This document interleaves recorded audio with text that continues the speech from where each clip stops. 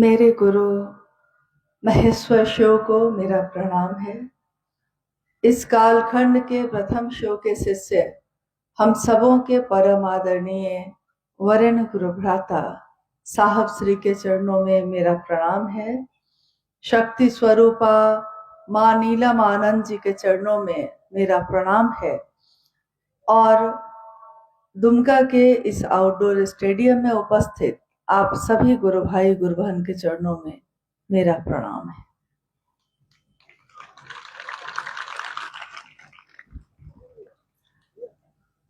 महागुरु महादेव की दया से आज का ये शिव गुरु महोत्सव जो दुमका के गुरु भाई गुरु बहनों ने आयोजित की और इसमें भाग लेने का मौका मुझको मिला है।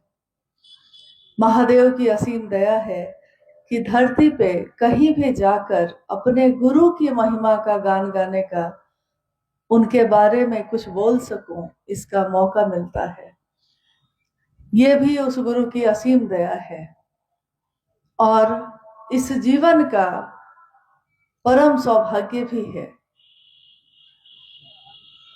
जैसे ही हम कहते हैं शिव गुरु, तो हमारे मन में यह प्रश्न उठता है कि शिव तो अपने आप में पूर्ण है। शिव सब समझ जाते हैं शिव का क्या मतलब होता है। शिव का मतलब भगवान, शिव का मतलब महेश्वर, ईश्वरों का भी ईश्वर है वो, देवताओं का भी जो देवता है वो महादेव है। तो जैसे ही हम शिव कहते हैं तो समझ जाते हैं लोग कि शिव के सभी स्वरूप की बात हो रही है। इसलिए बताना पड़ता है कि शिव जो भगवान है वही शिव जगत के गुरु है, वही शिव जो अचिंत्य है, जो अनंत है, जो असीम है, वही शिव गुरु भी है। और शिव के दानदाता स्वरूप से लोगों ने हमेशा से कुछ न कुछ पाया। दानदाता स्वरूप यानी हमने उपवास भी की, हमने साधना आराधना भी की, हमने मंत्रों का जप भी किया और हमने साधुता के रूप में महादेव को साधुता की पराकाष्ठा भी पाया। कोई अगर साधु भी है तो उसकी पराकाष्ठा शिव स्वयं है, ये पाया। तो भगवान के दानदाता स्वरूप से दुनिया के लोग जुड़े रहे, भक्त बनकर जुड़े रहे। हम अक्सर भक्त उसको कहते हैं जो पूजा पाठ करता हो या जो सुबह सुबह स्नान करके मोमबत्ती अगरबत्ती दिया पूजा पाठ ये सारे काम करता हो, तो हम उसको कह देते हैं कि बड़ा भक्त है। परंतु भक्त होना बहुत कठिन है। भक्त होना इतना आसान नहीं होता कि वो सिर्फ अगरबत्ती दिखाने से कोई भक्त हो जाता है, ऐसा नहीं है।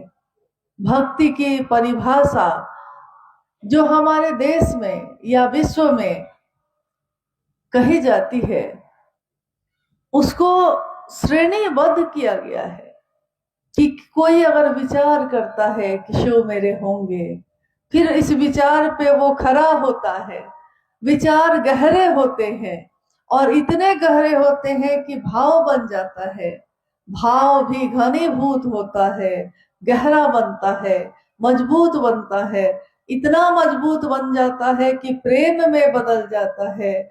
और प्रेम का भी जब चरम होता है, प्रेम का भी जब चरमोत्कर्ष होता है, उसको भक्ति कहा जाता है।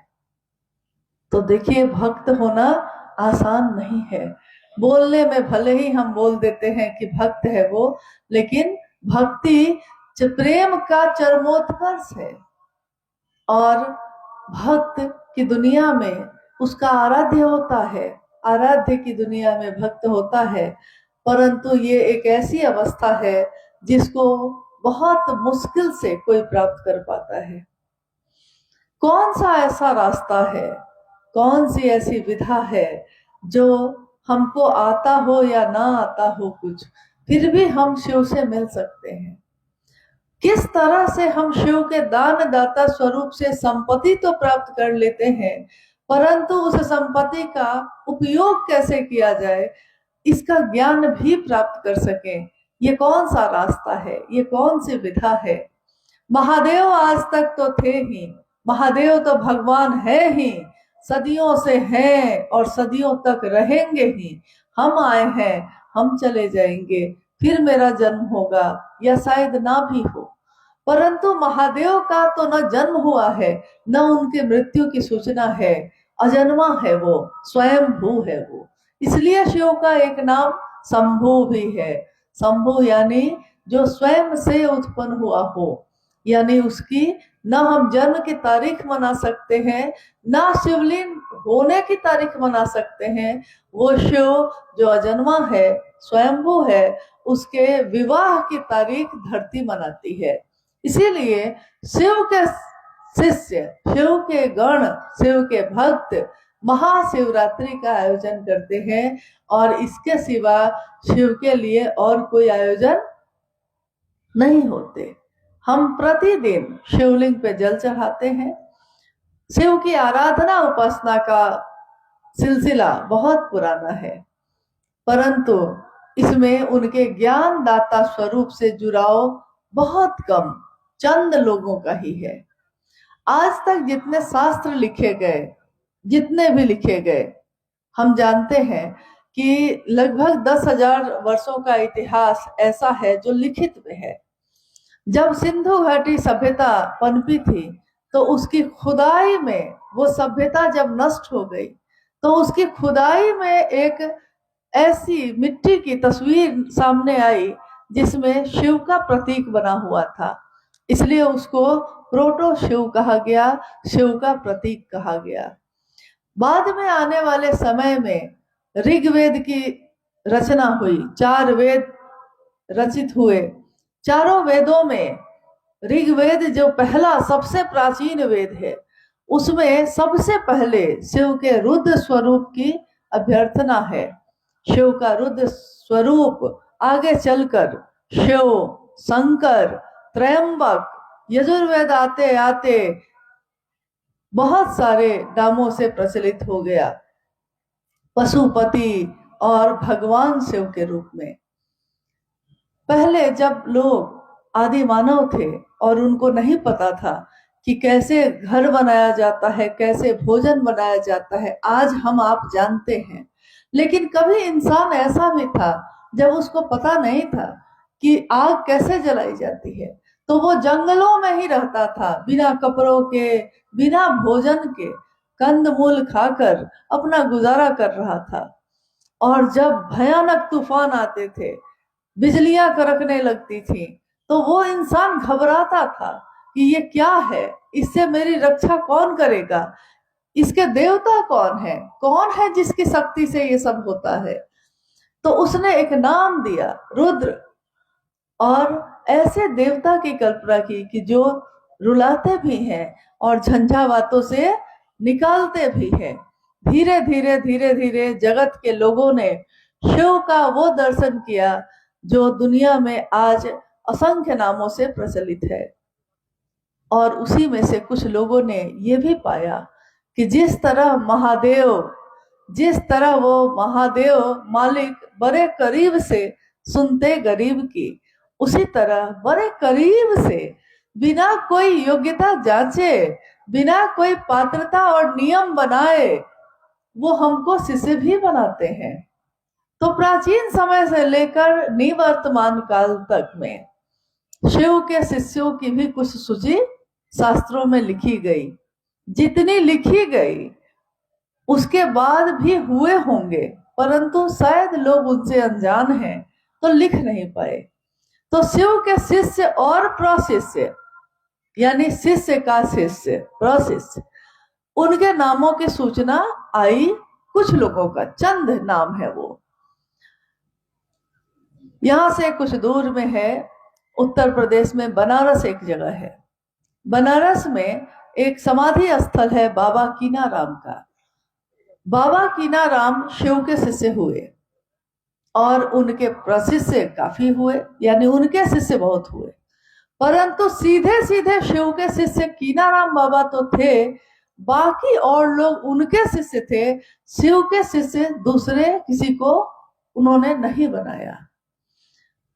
शिव के एक शिष्य मच्छिंद्र नाथ हुए, और मच्छिंद्र नाथ के बहुत सारे शिष्यों में एक शिष्य हुए गोरक्षनाथ, जिनके नाम पर आज उत्तर प्रदेश में गोरखपुर शहर बसा हुआ है।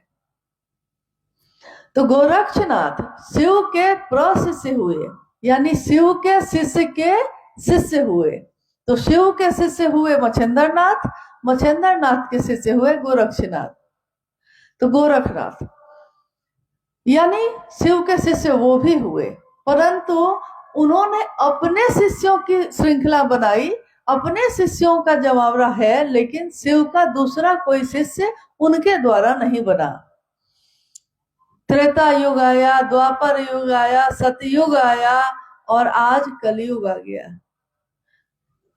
महादेव का एक शिष्य इस कलयुग में भी आए, जिनके बारे में आपने सुना अभी।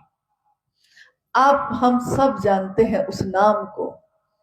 आज उनका परिचय देना नहीं पड़ता, क्योंकि उनका नाम हो गया। महादेव महादेव करते करते महादेव के शिष्य का ऐसा नाम हुआ है कि वो नाम आज हर जुबां पे है, जिनको हम कहते हैं हमारे वरिष्ठ गुरु भ्राता साहब हरेंद्रानंद जी। एक शिव के शिष्य इस कालखंड में भी जन्म लेते हैं। 31 अक्टूबर 1948 को साहब का जन्म होता है। सिवान जिले के अमलोरी नामक ग्राम में, बिहार में है सिवान, सिवान में एक गांव है अमलोरी, जहां इनका जन्म हुआ है। जिस दिन जन्म हुआ था उसी दिन तिथि खंडित हुई और शाम में दीपावली मनाई गई। साहब का जीवन आगे बढ़ा। उनके पिता डॉक्टर विश्वनाथ सिंह और मां राधा देवी। पिता उस समय एजुकेशन डायरेक्टर थे। बिहार और झारखंड उस समय एक ही था, बिहार ही था। झारखंड 2000 में अलग हुआ है, उससे पहले तो बिहार ही था। तो उस समय जब इनका जन्म हुआ, तुरंत भारत आजाद हुआ था। 1947 में भारत को आजादी मिली। उसके अगले वर्ष 1948 में साहब का जन्म होता है और दिवाली मनाई जाती है। हर घर में दिया जलता है, बिना ये जाने कि कौन धरती पे जन्म ले चुका है। धरती कहाँ जान पाई, धरती पे तो ऐसे ऐसे लोग आए जो भगवान कहकर पूजित हुए। भगवान राम आए, भगवान कृष्ण आए, सबका अवतरण शरीर में ही तो हुआ, लेकिन जब हुआ तो धरती के लोग कहाँ जान सके थे। उस दिन भी जब हुआ तो धरती के लोगों को क्या पता कि आने वाले समय में क्या होने वाला है। वो धीरे धीरे बड़े होते हैं और 12 वर्ष की आयु में जब 13वें वर्ष में वो प्रवेश ही करने वाले हैं, उस समय उनके घर में एक ऐसी घटना होती है जिन्होंने उनके जीवन की दशा और दिशा को बदल दिया। साहब उस समय जमुई में अपने पिता के घर में हैं और जमुई में उनके पिता के केबिन में, उस कक्ष में, उस कमरे में जब वो जाते हैं तो वो देखते हैं कि एक व्यक्ति, एक तांत्रिक बैठा हुआ है और वो अपनी बाईं बाह पे कोई कागज रगड़ रहा है, उस पे शब्द उभर कर आ जा रहे हैं। इनको लगा कि ये कौन है जो यहाँ ऐसे आए हैं। तो पता करते हैं, पिताजी कहते हैं जाइए आप यहाँ से जाइए। सरस्वती पूजा का दिन था, चंदा का पैसा लेने गए थे। पिताजी से चंदा का पैसा लिया और चले आए, स्कूल चले गए। लौट के आए, पता चला वो शिक्षक थे जो अब घर में रहेंगे और अब बालक हरिंद्रानंद जी को पढ़ाएंगे भी। तो प्रतिदिन अब शाम की कक्षा शुरू हो गई। प्रतिदिन शाम में वो साहब को पढ़ा रहे हैं और पढ़ाने से पहले शाम में जब वो बैठे हैं तो वो बालक हरिंद्रानंद जी से कहते हैं कि खरीका लाइए। वो खरीका लाते हैं, लेकिन अनमने मन से, बिना मन के, चूंकि गुस्से में गए हैं। तो खरीका नीम का होता है, आम का होता है, लेकिन उन्होंने क्या किया कि जो झाड़ू रखा हुआ था नारियल का, भींगा हुआ, आंगन धुलाया था उससे भींगा हुआ था, उसी में से तोड़कर उनको लाकर दे देते हैं और मास्टर साहब समझ जाते हैं कि बच्चा बदमाशी कर रहा है। तो मास्टर का तांत्रिक का जो उसका अपना एक रूप है वो सामने आ जाता है। मतलब वो अब उस रूप में क्रोध में आ गए और उन्होंने उस खरीके को पटका जोर से जमीन पर। खरीका सांप में बदल जाता है।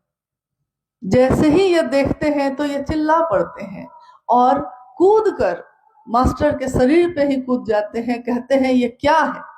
मास्टर साहब देखते हैं कि अरे बच्चा तो घबरा गया, और क्योंकि इस बच्चे के पिता मेरे बॉस हैं, मेरे पदाधिकारी हैं, तो वो तुरंत कहते हैं बउआ कुछ नहीं है, कुछ नहीं है, देखिए ना कुछ नहीं है। बात तो आई गई हो गई, परंतु साहब अब पूछ रहे हैं उनसे ये क्या था, ये कैसे होता है, खरीका सांप में कैसे बदला। तो वो कहते हैं कि बउआ इस साधना से होता है, मंत्रों का जप करना पड़ता है, साधना पड़ता है इसको। अब ये बउआ जो है अब पीछे पड़ जाते हैं, मुझको बताइए, मुझको सीखना है। तो इनके जिद के आगे वो मास्टर साहब सिखाने लगते हैं। रोज रात में ये अपने कमरे से निकलते हैं, उनके कमरे में जाते हैं। लेकिन एक रात जब वो मास्टर के कमरे से निकलकर अपने कमरे जा रहे हैं, इनकी माँ बोलती है बउआ आप कहाँ से आ रहे हैं बरकू। ये चुपचाप अपने कमरे में आते हैं तो देखते हैं पिताजी साहब के बाबूजी बैठे हुए हैं। पूछ रहे हैं इनसे कहाँ गए थे रात में। ये अपने स्वभाव के अनुसार साहब ने कहा मैंने जीवन में कभी झूठ नहीं बोला, मैं कभी झूठ नहीं बोलता। तो उन्होंने उस समय भी कहा कि मैं साधना सीख रहा हूं, मैं चमत्कार सीखना चाहता हूं। तो उनके पिताजी ने कहा कि सो जाइए, जवाब कुछ नहीं दिया, चले गए। सुबह जब इनकी नींद टूटी थोड़ी देर से, तो इन्होंने चपरासी से पूछा मास्टर साहब कहाँ हैं। उसने कहा बाबू वो चले गए, क्योंकि आपके पिताजी को जब ये पता चला कि आप उनसे साधना सीख रहे हैं तो आपके पिताजी ने उनको विदा कर दिया है। अब ये बड़े निराश हुए। ये साल है 1961 का।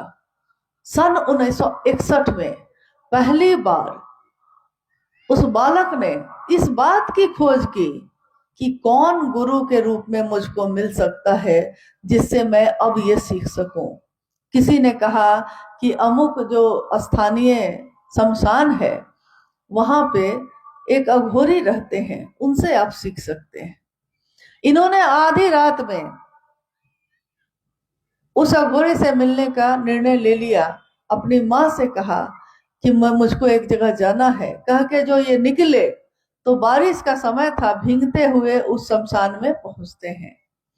सन 1961 में पहली बार साहब हरिनानंद जी शमशान की भूमि पर अपने पांव को रखते हैं, बिना भय के, बिना किसी चिंता के, कोई परवाह किए बिना।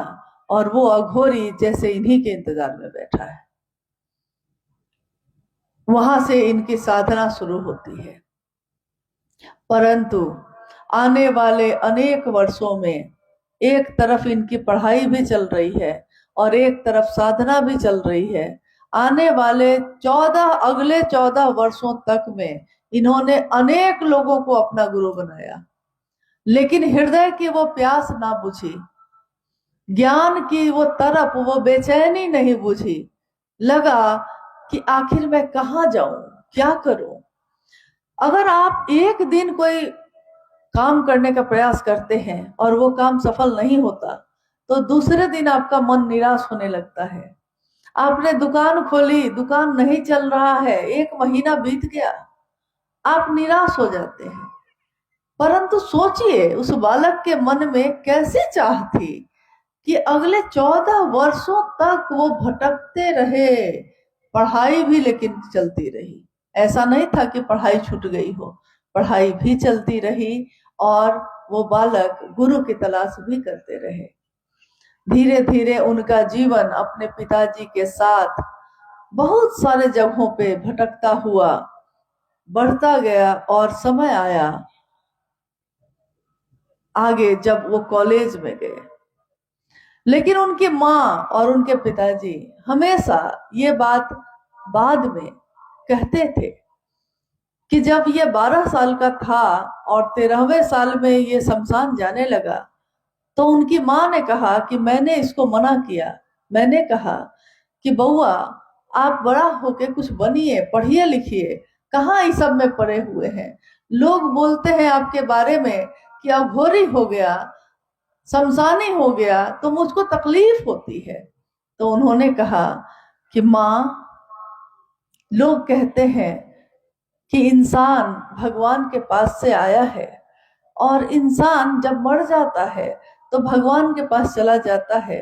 मैं सोचता हूँ कि इंसान ही क्यों भगवान के पास से आता है और फिर भगवान के पास लौट जाता है।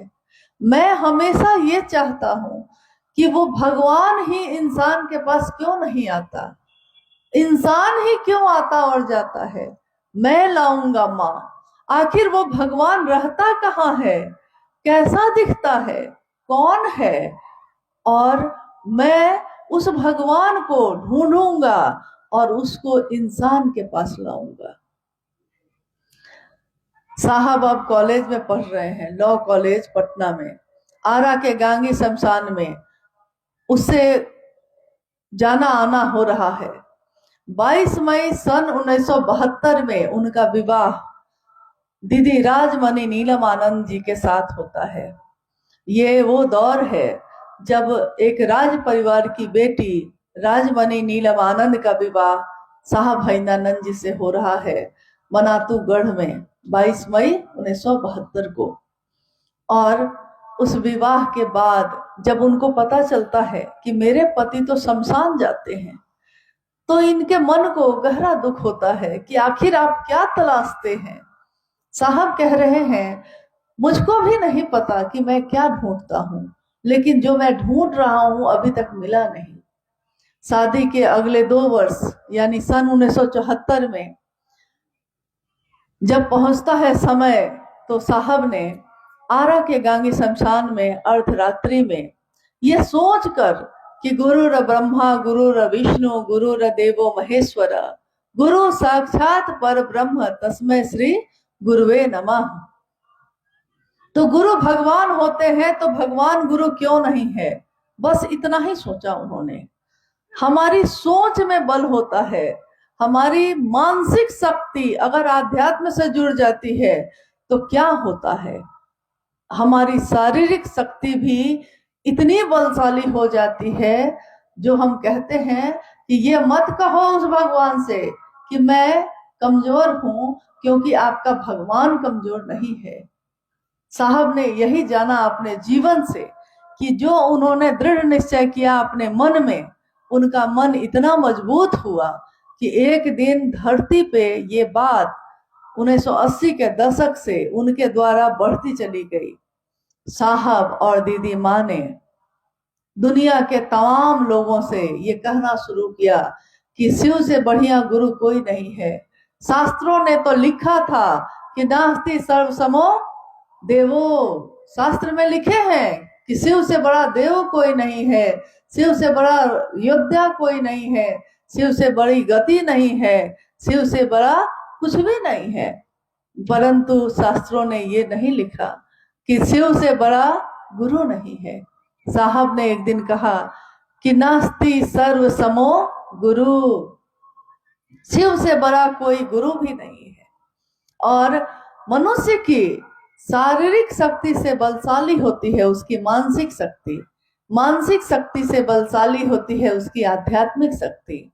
कैसे होती है, इसके उदाहरण में उन्होंने एक सच्ची घटना बताई। एक व्यक्ति जो सालों से लकवा ग्रस्त था, लकवा मार चुका था, उसको बिस्तर पे था, हिल भी नहीं सकता था खुद से। लोग बिस्तर पे ही उसको भोजन कराते थे, बिस्तर पे ही वो शौच भी करता, बिस्तर पे ही उसका जीवन जा रहा था। और किसी ने उसको शिव से बनाया, किसी ने कहा कि शिव को गुरु मानिए ना, लेटे हैं तो क्या हुआ, थोड़ा दया मांगिएगा, थोड़ा प्रणाम करिएगा, चर्चा नहीं कर पाइएगा तो कोई बात नहीं। और यही कहकर उसके मन को ताकत देता रहा, मन को बल देता रहा। बिहार का एक गांव था। गांव में, बिहार में जो गांव सब है उसमें हर घर के साथ सटा हुआ दूसरा घर है, यानी एकदम नजदीक नजदीक बना हुआ घर है। जैसे अभी आपके तरफ जब हम लोग आए तो अमूमन ऐसा नहीं दिखता है, एक घर यहाँ है तो दूसरा घर थोड़ी दूरी पे है। परंतु बिहार में जनसंख्या भी ज्यादा है, जगह कम है, बहुत सारे घर एक दूसरे से सटे हुए हैं। एक दिन उस गांव में आग लग गई। आग लग गई तो एक घर से आग दूसरे घर में बढ़ती चली गई, और धीरे धीरे वो आग इतनी बढ़ गई कि उस घर तक भी आ गई जिस घर में वो व्यक्ति रहता था, वो गुरु भाई रह रहा था। जब जान पे पड़ता है तो सब अपने प्राण बचाना चाहते हैं, कोई दूसरे को बचाने के लिए नहीं रुकता। तो सब बाहर भागने लगे, घर के बाहर भागने लगे, और भागते भागते उन्होंने, किसी ने नहीं देखा कि वो बिस्तर पे जो पड़ा है हिल भी नहीं सकता है, तो वो कैसे बचेगा, किसी को याद नहीं रहा। डर से लोग बाहर भाग रहे हैं। लेकिन अचानक लोगों ने देखा कि वो व्यक्ति जो सालों से बिस्तर पे पड़ा था वो उनसे भी तेज गति से बाहर भाग रहा है। ये देखकर सबको बड़ा आश्चर्य हुआ, ये कैसे हुआ। तो जब थोड़ा सा राहत हुई, आग थोड़ी कम हुई, तो लोगों ने पूछा ये कैसे हुआ, तुम तो हिल भी नहीं सकते थे। उस व्यक्ति ने कहा कि मैंने पहले देखा कि कोई मुझको बचाने आएगा, लेकिन कोई बचाने नहीं आया, सब अपने ही प्राण बचा रहे थे। तब मुझको लग गया कि मेरा आज कोई सहारा नहीं है। जब मुझको ये लग गया कि अब कोई मेरा साथ नहीं देगा, कोई मुझको बचाने नहीं आएगा, तो मैंने महादेव को याद किया और मैंने पूरे मन को एकाग्र कर लिया, अपने मन की पूरी शक्ति लगा दी कि महादेव अब आप ही मुझको बचा सकते हैं। और भैया मुझको नहीं पता है कि क्या हुआ उसके बाद, मेरा शरीर कैसे उठा है, कैसे दौड़ा है, मैं जानता भी नहीं हूं। आप कह रहे हैं कि मैं दौड़ रहा हूं, मुझको तो पता तक नहीं चला कि मैं दौड़ भी गया, मैंने सोचा ही नहीं था।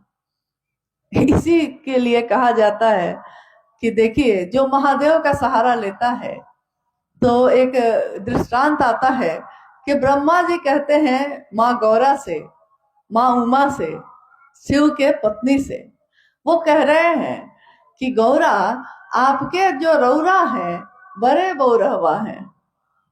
तो गौरा जो है, उमा, कहती है कि ब्रह्मा जी ये बात तो ठीक नहीं, आप मेरे पति को अच्छा नहीं कह रहे। तो उन्होंने कहा नहीं नहीं, मैं अच्छा ही नहीं, मैं कहता हूं कि वो कुछ ज्यादा ही अच्छे हैं। कारण ये है कि उन्होंने कहा कि ब्रह्मा आप जो है उत्पत्ति का काम करेंगे, विष्णु स्थिति का काम करेंगे, मैं शिव ज्ञानदाता के रूप में लोगों को ज्ञान देने का काम करूंगा। तो मैं भाग्य लिखता हूं लोगों का। ब्रह्मा कह रहे हैं कि मैं लोगों का भाग्य लिखता हूं कि जिसके जो कर्मफल है उस कर्मफल के आधार पे उसके भाग्य लिखे जाते हैं। इसीलिए कोई महल में पैदा होता है, कोई झोपड़ी में पैदा होता है।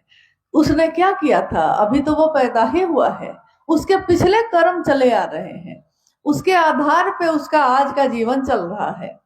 लेकिन ब्रह्मा कह रहे हैं कि आपके जो रौरा हैं यानी महादेव, कोई उनको पुकारता है, कोई उनके ऊपर निर्भर हो जाता है, तो वो उसकी एक रेखा नहीं बदलते हैं, एक भाग्य नहीं बदलते हैं, वो पूरी की पूरी किताब ही बदल देते हैं।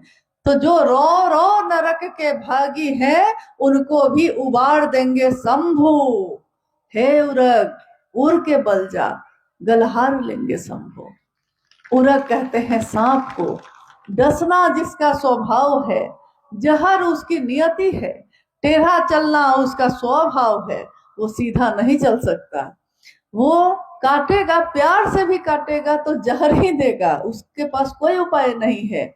लेकिन वो भी जब सीने के बल जाता है, झुक कर जाता है, समर्पित होकर जाता है, तो महादेव उसको अपने गले में धारित करते हैं। कोई चंद्रमा कलंकित हो जाता है और महादेव के पास चला जाता है, उनकी शरण में चला जाता है, तो वो कलंकित चंद्रमा को भी अपने मस्तक पे, अपने माथे पे धारण करते हैं। महादेव तो ऐसे हैं जो ज्ञान भी ऐसा देते हैं कि जीवन जीने की कला सिखा देते हैं। गुरु के रूप में वो हमको ऐसा ज्ञान देते हैं कि जीवन तो वही होता है, लेकिन नजर भी वही होती है, नजारे बदल जाते हैं। क्योंकि नजर बदलो तो नजारे बदल जाते हैं। आप किसी के लिए प्रेम से सोचिएगा तो आपको सबसे अच्छा व्यक्ति वही लगेगा और वही व्यक्ति रहता है। लेकिन अगर आपके मन में घृणा हो जाती है तो वो व्यक्ति दुष्ट नजर आने लगता है। आपकी नजर ही आपको अच्छा भी दिखाती है, आपकी नजर ही आपको बुरा भी दिखाती है। हमारे मन में ही सारी चीजें होती हैं, ये मन ही है। क्योंकि अक्सर हम कहते हैं कि मेरा मन नहीं है, आज मेरा मन नहीं है, आज मैं नहीं जाऊंगा, आज मैं ये खाना नहीं खाऊंगा। यानी मेरा मन ऐसा कह रहा है, मन से शरीर नहीं चल रहा है, चल रहा है। और देखिए, मन ही वो साधन है जो किसी को अपना बनाता है, किसी को पराया भी बनाता है। मन ही किसी को मित्र बनाता है, मन ही किसी को शत्रु बनाता है। मन ही किसी को पत्नी बना के पति बनता है, मन ही किसी को भाई बना के भाई बनता है, मन ही किसी को गुरु बना के शिष्य भी बनता है। साहब ने हमेशा कहा मन ही आपका साधन है। और मन से ये काम करने में पहली बार मुझको लगता है कि इतने हजारों साल के इतिहास में धर्म और अध्यात्म की व्याख्या जो किताबों ने लिखी, साहब ने उस किताबों को भी बदल डाला। उन्होंने कहा कि जाति, धर्म, वर्ण, संप्रदाय सबसे परे है शिव की शिष्यता। शिव की शिष्यता में इन चीजों का कोई काम नहीं। इंसान इंसान को प्यार करे, मानव मानव को प्यार करे, एक दूसरे की कद्र करे, सब शिव की ओर चले, सब उस रास्ते के पथगामी हो। हर व्यक्ति परमात्मा पथ का पथिक हो सकता है। यही उन्होंने चाहा, यही उन्होंने किया भी। अपने पूरे जीवन में उन्होंने, हम में से अक्सर लोग शिव से चाहते हैं, ये एक पंक्ति है, लेकिन ये पंक्ति बहुत कुछ बदल देती है। शिव से चाहते हैं और कोई शिव को चाहता है। कभी माँ उमा ने तपस्या करके कहा अपने पिता से कि मैं अगर शंभु का वरण ना करूंगी तो फिर और किसी का ना करूंगी, वरहूं शंभु नहीं तो रहूं कुंवारी। तो देखिए, एक निष्ठता है यहाँ, एक है, मेरे लिए सिर्फ वही है, दूसरा कोई नहीं हो सकता। तो ऐसी एक निष्ठता हमारे आपके मन में भी आ जाए, इसकी कोशिश करनी है। कोशिश अगर दिल से की जाए तो कामयाब होती है। कोशिश अगर दिल से की जाए तो पूरी कायनात उसमें मदद करती है। आप अगर कोशिश दिल से करेंगे कि किसी को महादेव के तरफ चला दें, महादेव स्वयं उसमें मदद करते हैं। क्योंकि साहब ने ये देख लिया कि अगर आप किसी का भला करना चाहते हैं तो महादेव ही सबसे ज्यादा इस काम में मदद करते हैं। और कोई आए या ना आए, महादेव तो जरूर मदद करते हैं। और हमारी आपकी अनुभूति है कि साहब और दीदी भी इस काम में मदद करते हैं। आज हमारे आपके साथ के बहुत लोग महादेव के काम में चलते हैं। अभी संथाल परगना में, पूरे संथाल परगना में हर जगह पे महादेव की चर्चाएं हो रही हैं। गुजरते हुए कानों में आवाज आती है। जब कानों में आवाज आती है, कहीं से भी आती हो, कहते हैं, हमारे पूर्वजों ने भी कहा कि जो शिव का नाम लेता है, जो शिव का नाम सुनता है, जो शिव ही शिव भजता है, वो शिव जैसा ही हो जाता है। शिव स्वरूप ही हो जाता है। तो जो शिव का नाम भजता है और कैसा हो जाता है, क्योंकि शिव जैसा हमको नहीं होना है, वो शिव ही हमारे जैसा हो जाता है। जहां भी जाइए वो शेष है, अशेष है, न जाने क्या क्या है वो शिव। जो उनको जैसा धार ले वो उसके जैसा भेष है। जो उनको धार लेता है, अपने जीवन में धारित कर लेता है, गुरु रूप में रास्ता पूछ लेता है, गुरु का जो आदेश है बिल्कुल वही करता है, तो महादेव उसी के जैसे हो जाते हैं। आपको हमको महादेव जैसा नहीं होना पड़ता, हम जो हैं हम ही हो जाते हैं वैसे। तो आज ये महोत्सव भी जो आयोजित हुआ है, दुमका की धरती पे हुआ है।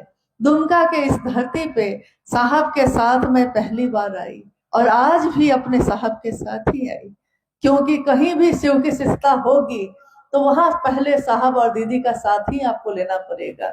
बिना उनका साथ लिए ना तो इस धरती पे कोई शिव की बात कर सकेगा, ना सुन सकेगा, क्योंकि उन्होंने शिव के लिए शिव को चाहा, शिव को चाहा जैसे माउआ ने चाहा। साहब ने भी शिव को चाहा। साहब ने हमेशा कहा कि मेरी कोई कामना नहीं है, न तो अर्थ की, न तो धर्म की, न तो मोक्ष की, न तो काम की, चतुष्टय कोई कामना मेरी नहीं है। महादेव को गुरु मानकर मैंने सम्मान नहीं चाहा आपसे, मुझको नहीं चाहिए आपका सम्मान। अरे महादेव ने जो मान दिया है उससे ज्यादा धरती तो नहीं दे सकेगी। महादेव ने जो प्रेम दिया है उससे ज्यादा धरती का कौन है जो प्रेम दे सकता है। महादेव से बड़ा प्रेमी कौन, महादेव से बड़ा मित्र कौन, महादेव से बड़ा अपना कौन। अपनेपन से भी जो अपनेपन में मिलते हैं वो महादेव मिलते हैं। तो जब वो मेरे हो जाए, बस कोशिश यही करनी है कि मेरे तो हो ही जाए लेकिन दूसरों के भी हो जाए। मेरे जीवन में तो भला हो, दूसरों का भी तो हो जाता, तभी ना दुनिया शिवमय होगी, तभी तो दुनिया सुंदर होगी। आइए हम लोग इस कार्यक्रम में कोई अगर जिज्ञासा आई है तो उस जिज्ञासा पे भी बात करने की कोशिश करते हैं। जिज्ञासा है कि शिव